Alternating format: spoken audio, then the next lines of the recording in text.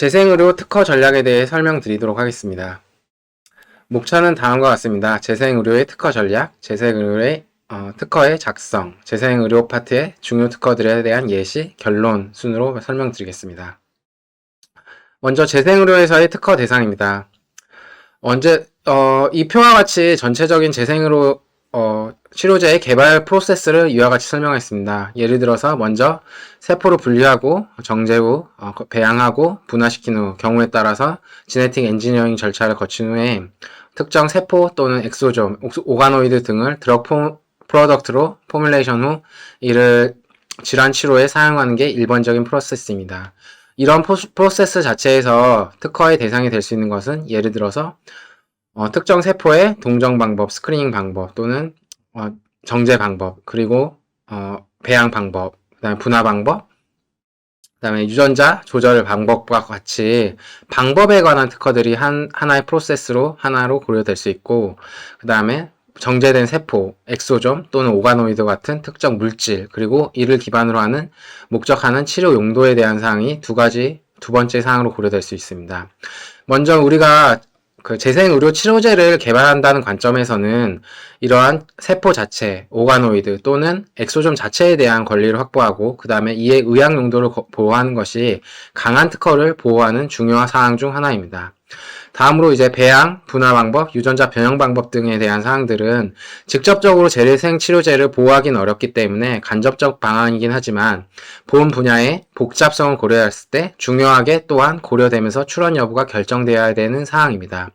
따라서 이러한 단순한 물질이나 세포와 같은 물질이나 또는 이의 의학 용도뿐만 아니라 이런 제조 방법과 관련된 사항들을 어떻게 잘 보호를 받을 수 있는지에 대해서 고민하면서 출원 여부를 결정할 필요가 있습니다. 이에 따라서 과연 우리가 어느 범위까지 출원 명세서에 포함되어야 되는지에 대한 사항을, 그리고 뭐를 출원하고 뭐를 노하우로 가져갈지에 대한 사항을 고민해서 진행할 필요가 있습니다. 먼저 특허로 가져갔을 때 중요한 사항은 세포원 또는 이의 의학 용도에 관한 사항은 가져가는 것이 바람직합니다. 구체적으로 우리가 목적하는 재생의료 치료제에서는 세포원이나 엑소점, 오가노이드 같은 직접적인 물질이 반드시 사용될 수밖에 없기 때문에 이러한 직접적인 물질에 대한 사항은 반드시 특허로서 보호받을 필요가 있습니다. 이를 위해서 명세서에 가능하면 포함하면 좋은 사항들은 피하기 어려운 세포 자체의 특성으로서 우리가 목적하는 세포원이 A라는 유전자를 과발현하는데 이런 과발현되는 유전자를 가지고 있는 경우에만 특정 질환에 대한 치료 효능이 우수한 경우 이러한 피하기 어려운 인자들을 명세서에 반드시 포함시켜서 기존에 알려졌던 것과 차별성을 강조하여서 우리가 목적하는 물질 또는 의학 용도에 대해서 권리 범위를 확보하는 것이 바람직합니다. 즉, 세포 특성을 기반으로 하여 신규성, 진보성에 대한 사항을 고민하여 내용을 작성하고 세포원과 이의 의학 용도에 대해서는 권리 범위를 확보하는 것을 제안드립니다. 반면에 명세서에서 굳이 포함시키지 않거나 무조건 추가하는 것은 바람직하지 않다고 생각되는 사항은 단순히 전체 스크리닝 결과를 추가하는 경우입니다. 즉, 우리가 생각하는 세포에 대한 전체적인 RNA-seq이나 싱글셀 아나실리스 결과를 기초로 이 전체 스크린 결과를 단순히 애드만 하는 거는 우리의 세포의 특성을 보여주기만 하고 외부 사람들이 우리가 연구 개발하는 사항을 단순히 공개만 시키는 경우이기 때문에 이 중에서 어떤 사항을 포함하고 어떤 사항을 포함할지 않을지에 대해서는 충분히 고민하여 진행하는 것을 제안드립니다. 또한 우리가 세포 자체를 보호받고 싶어 할 때 단순히 이러한 우리가 만든 세포가 기존에 알려져 있던 것과 동등성만 나타내는 결과만을 명세서에 포함하는 경우라면은 오히려 신규성과 진보성에 대한 부정적인 영향을 미칠 수 있기 때문에 이러한 결과에 대해서도 과연 내가 명세서에 내용을 실을 필요가 있을지에 대해서 구체적으로 고민하여 진행하는 것을 제안드립니다. 다음으로 제조 방법과 관련된 사항입니다. 제조 방법과 관련돼서 특허를 진행할 때는 어떤 내용을 포함할지, 어떤 내용으로 노하우로 가져갈지에 대해서 충분히 고민하여 진행한 것이 바람직합니다. 먼저 특허로 결정해서 진행할 사항에 대해서는 크게 세 가지 사항을 고민하여 진행하는 것을 제안드립니다.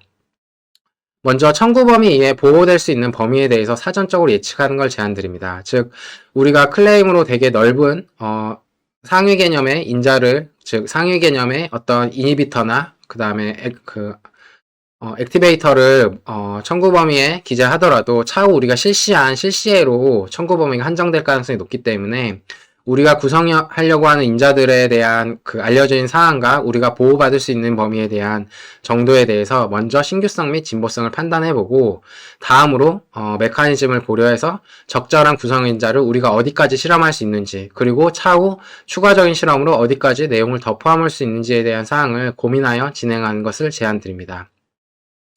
다음으로 이제 노하우로 진행할 사항들에 대해서는 특성엔 영향을 미치지만은 마이너한 프로세스로 고려된 사항들을 구체적인 실시에로 모두 포함하는 것은 바람직하지 않다고 생각됩니다. 따라서 일부 마이너하게 고려되는 인자들, 예를 들어서 세포를 어느 크기로 자르거나 어느 센트리퓨즈에 어느 정도의 그 속도를 진행하는지 등에 대한 사항들을 구체적으로 어느 정도 명시하는 것이 좋을지 등에 대해서는 고민해서 진행하는 게 좋습니다. 또한 실험적 스킬과 관련이 높거나 청구범위에 직접적으로 작성하여 보호받기 어려운 인자들에 대해서도 가능하다면 노하우로 보호받고 특허의 명세서에 구체적으로 기재하지 않는 것이 바람직하다고 생각됩니다. 즉, 제조 방법과 관련해서는 우선적으로 우리가 청구범위에 어느 정도의 내용을 보호받을 수 있을지에 대한 사전적 검토를 진행하면서 추가적인 실험들을 대체할 수 있는 다른 인자들로 더해서 가능한 확장 가능성을 넓혀서 진행하는 것을 제안드립니다. 다음으로 특허 적격에 대해 설명드리겠습니다. 이런 재생의료 파트에서는 특허 적격에 대한 사항을 반드시 고려해야 됩니다. 국내에서는 이런 세포 자체에 대한 어떤 특허성에 대한 이슈는 없지만 다른 나라에서는 일부 있을 수 있습니다. 특히 미국에서는 USC 101 이슈가 있습니다. 즉 인체에서 단순히 분리된 세포 등에 대해서는 특허 적격 자체가 없을 수 있기 때문에 이러한 점을 고려하셔서 우리가 단순히 분리한 세포들이라면은 이를 세포 자체로 보호받을 수 없고 의학 용도 등으로 보호받아야 된다는 사항을 고민하여서 진행하시는 걸 제안드립니다.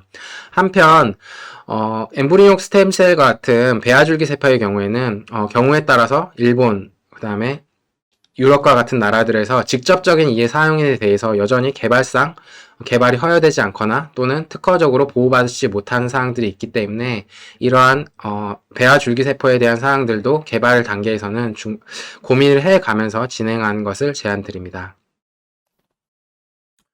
다음으로 재생의료 특허 작성에 대해서 말씀드리도록 하겠습니다. 일단은 국내에서 좀 많은 바람직하지 않은 예시로 조금 설명드리고 싶은 사항을 설명드리고 실질적으로 이러한 바람직하지 않은 예시로 출원이 되었고 등록이 되었을 때 특히 국내와 일본에서 어떠한 이슈들이 있는지에 대해 설명드리도록 하겠습니다. 먼저 줄기세포를 기반으로 설명을 드릴 때 A라는 프라이밍 인자를 쳐서 특정 이피컨시가 높은 줄기세포를 제조하는 방법 또는 이러한 프라이밍을 시킨 다음에 어떤 면역성 질환의 치료에 사용하기 위한 줄기세포를 제조하는 방법과 같이 특정 프라이밍 인자를 기반으로 해서 줄기세포를 제조하는 방법에 대해서 우선 청구 범위를 일반적으로 잡습니다. 그리고 통상적으로 많은 특허 명세서들이 이러한 제조 방법으로 제조된 줄기세포를 특징으로 잡아서 줄기세포 자체에 대한 클레임을 잡고 그 다음에 이를 이용한 치료 용도와 관련된 사항을 클레임으로 잡습니다. 그런데 이러한 클레임 형식을 보면은 한국에서 일반적으로 말하는 PBP 클레임이라는 형식으로 청구범위에 잡히게 됩니다. 즉 물질 자체의 특성이 아니라 물질 자체의 제조 방법을 물질에 한정하여 잡는 청구 범위가 일반적으로 잡히게 됩니다. 즉 많은 한국 재생의료 특허들의 청구항들을 살펴보면은 세포 및 제조 방법에 대해서 오직 PBP 청구항을 기초로 해서만 명세서 기재가 되어 있고 세포 자체의 특성을 중점을 둔 청구항이나 명세서에 대해서는 그 기재가 충분하지 못한 경우가 다수 있습니다. 이와 관련해서 이러한 청구 범위가 위와 같이 청구 범위가 출원이 되었을 때 한국에서 등록되는 클레임 형식을 보면은 결국에 이러한 프라이밍 방법과 관련된 사항들이 청구 범위에 보다 더 구체적으로 한정이 되어서 상당히 좁게 청구 범위가 설정됩니다. 예를 들어서 A라인 프라이밍 인자를 처리하고 특정 유전자의 발현 수준이 높거나 낮은 거를 확인하는 결과 등을 더 추가하여서 제조 방법 자체가 권리 범위가 상당히 좁아진 상태로 등록되게 됩니다. 근데 기존 청구범위 명세서상에서 PVP 클레임만 존재했기 때문에 이 좁은 PVP 클레임을 기반으로 하는 줄기세포 자체 또는 이의 치료 용도가 권리 범위로 잡히게 됩니다. 즉, 권리 범위 자체가 이러한 방법에 의해서 만들어진 세포나 세포의 치료 용도만을 포괄하기 때문에 권리 범위 자체를 매우 좁게 해석할 수밖에 없습니다. 이러한 사항은 일본에 들어갔을 때 더욱 문제가 됩니다. 일본에서는 실질적으로 위와 같은 청구범위 PVP 청구항이 거의 요새는 인정되지 않는 분위기입니다. 즉, PVP 청구항으로 진행된 청구항은 결국에 캔슬레이션이 나서 등록이 될 수 없습니다. 이와 관련된 구체적인 심사 실무 기준을 보시면 제품의 발명이 제품 자체를 물질적 특성이 아니라 제조 방법으로 기재된 경우에는 발명이 명확하다는 요건을 인정할 수 없다고 심사 기준상 내용이 잡혀 있습니다. 따라서 국가에 따라서 기재 요건으로서 PVP 청구항 자체로서의 내용이 지적이 될 수 있으며 특히 일본에서 관련 사항이 크게 문제가 될 수 있음을 고려하여서 명세서 작성을 진행하시는 게 바람직합니다.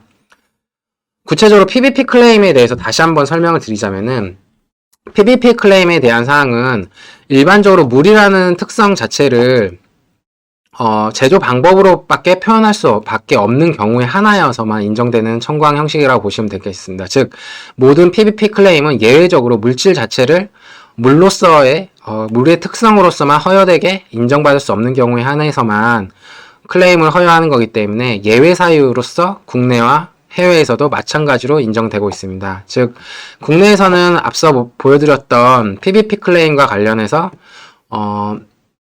그래도 상당수 많이 인정해주는 경우가 많은데, 예를 들어서 유럽이나 미국 같은 경우는 결국에 정의되는 세포의 특성에 대한 사항을 더 요구하게 됩니다. 즉, 결국에는 우리가 기존에 확인했던 세포의 특성을 청구 범위에 더 한정을 하면서 제조 방법까지 한정한 상태로 유럽과 미국에서 등록이 되게 됩니다. 즉, 국내보다도 더 좁은 클레임 형식의 청구항이 유럽과 미국에 등록되는 경우가 나타나게 됩니다. 그런데 일본 같은 경우에는 이러한 PVP 클레임에 대한 요건이 거의 거꾸로 되어 있다고 보시면 될 것 같습니다. 즉, 통상적으로 PVP 클레임 형식 자체를 허여되지 않는다고 일반적으로 하기 때문에 세포 특성에 대한 사항으로 청구범위를 정의하지 않는 이상은 이를 일반적으로 등록받기 어렵습니다. 즉, 국내에서 PVP 클레임을 기반으로 쉽게 어느 정도 등록이 되더라도 해외에서는 이러한 사유가 쉽게 등록되는 경우가 상당히 제한적으로 인정될 수밖에 없기 때문에 이 점을 고려하셔서 PVP 클레임에 대해서는 가능한 최소화하고 세포 특성을 기반으로 하여 우리가 물질을 등록받을 수 있을지 또는 이의 치료 용도를 등록받을 수 있을지에 대한 사항을 구체적으로 고민해서 보시는 게 강한 특허를 만들기 위한 좋은 방법 중 하나라고 말씀드리겠습니다. 다음으로 이제 과연 그럼 우리가 회사나 또는 학교 또는 이런 출원을 하는 기관들에서 우리가 어떤 식으로 넓은 권리 범위를 확보하기 위한 전략을 가질까에 대해서 말씀드리겠습니다.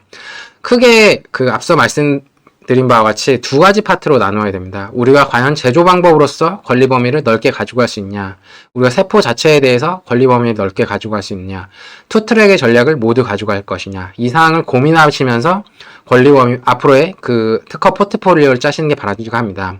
만일 우리가 새로 만든 오가노이드, 엑소좀 또는 줄기세포가 정말 기존에 알려진 것과 다른 새로운 특성을 가지고 그 특성이 지금까지 알려져 있지 않는 특성이라면은 그 알려진 특성을 구체적으로 특정을 해서 세포 특성을 중심으로 해서 넓은 권리 범위를 확보할 수 있을지, 그리고 그를 기반으로 제품 개발했을 때 다른 사람들이 이를 실시할 걸 쉽게 잡을 수 있을지에 대한 사항을 고민해서 진행하는 게 좋습니다. 즉, 세포 자체가 상당히 신기하고 알려진 것과 다른 특성을 나타낸다면 세포 특성을 중심으로 진행하는 것을 제안드립니다.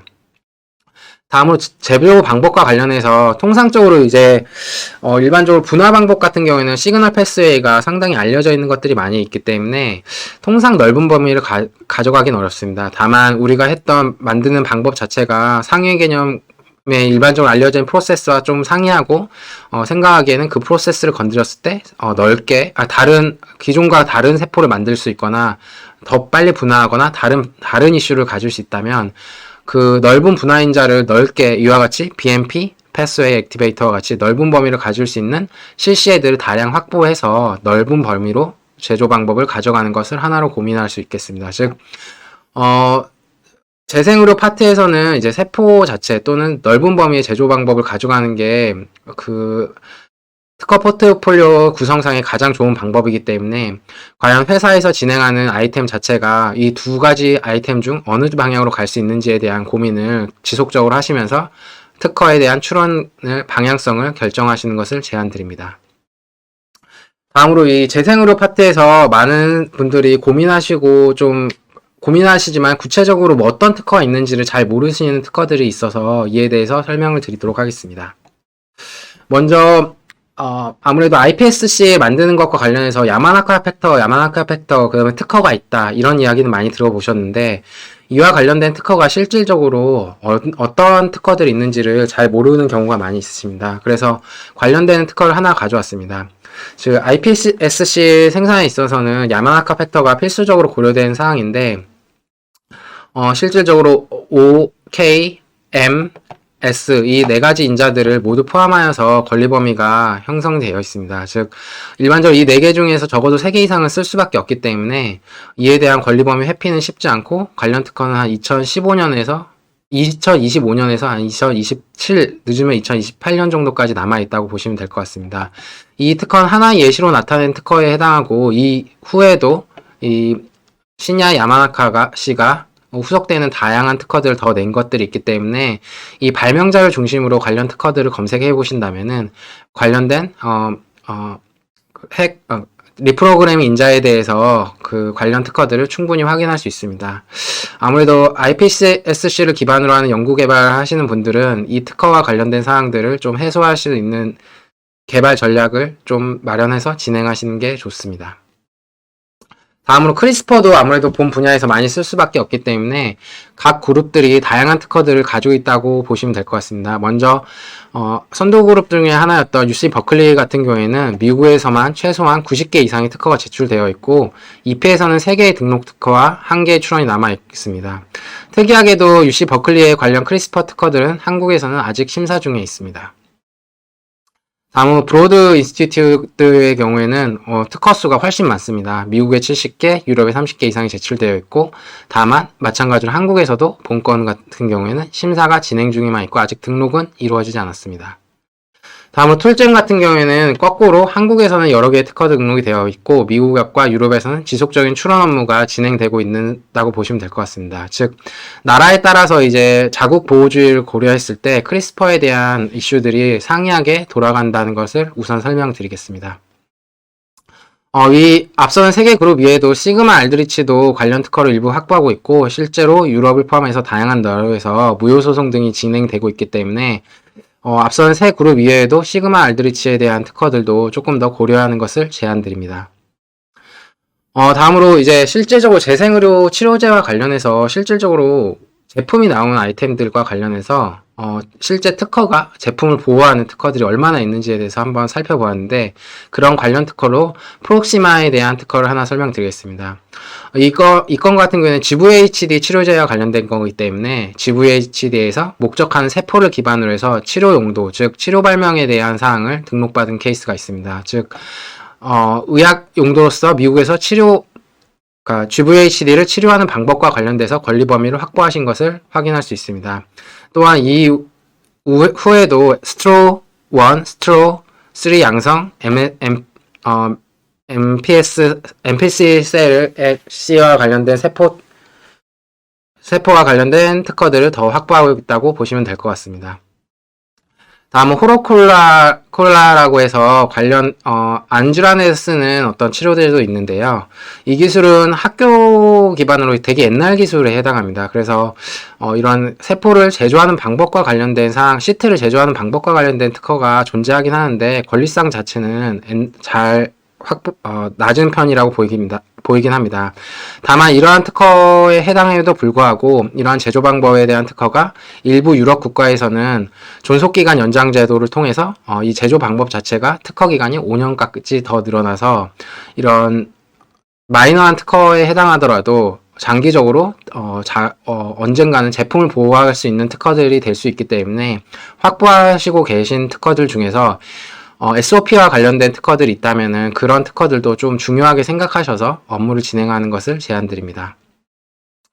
다음으로 이제 오가노이드 그룹에 대해서는 아무래도 유럽이나 그 다음에 미국 그룹 중에 일부 선두해서 예전에 연구 개발을 먼저 진행했던 그룹들이 존재합니다. 예를 들어서 한스 클레버스와 같은 그룹들에서는 장 오가노이드 등을 통해 대한 연구 개발과 다양한 오가노이드에 대한 연구 개발을 사전적으로 진행한 바가 있기 때문에 일부 알려진 유수의 석학들의 그 관련 특허들을 미리 찾아보시면서 해당 특허들이 어떻게 개발되고 어떤 식으로 진행되는지를 참고하시면은 오가노이드 파트에서는 관련 연구 개발을 조금 스텝을 단축할 수 있는 방향 중 하나라고 생각됩니다.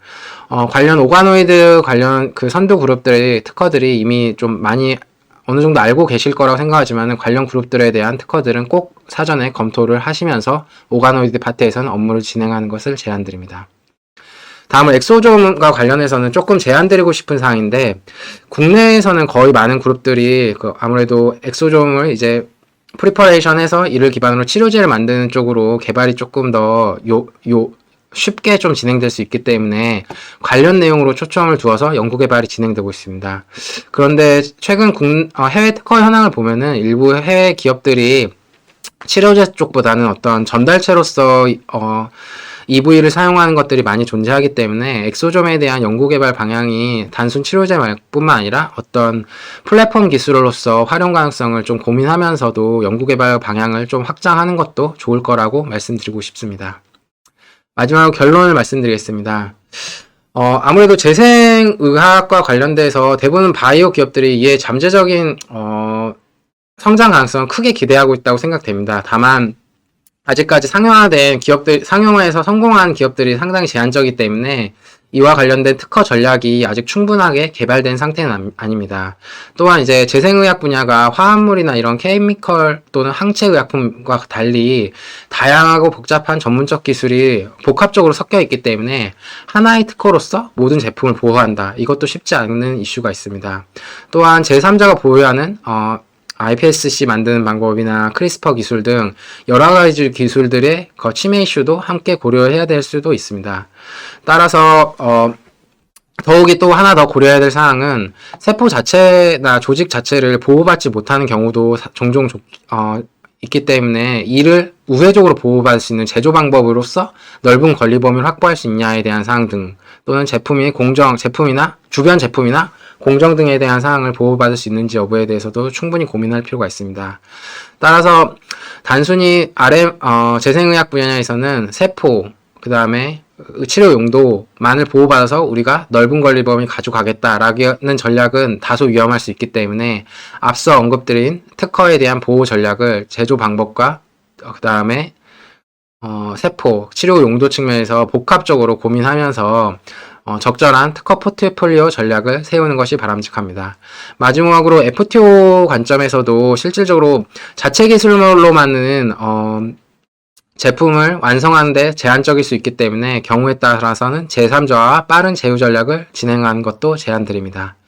이상으로 재생의료 파트에 대한 교육 내용을 마치도록 하겠습니다. 감사합니다.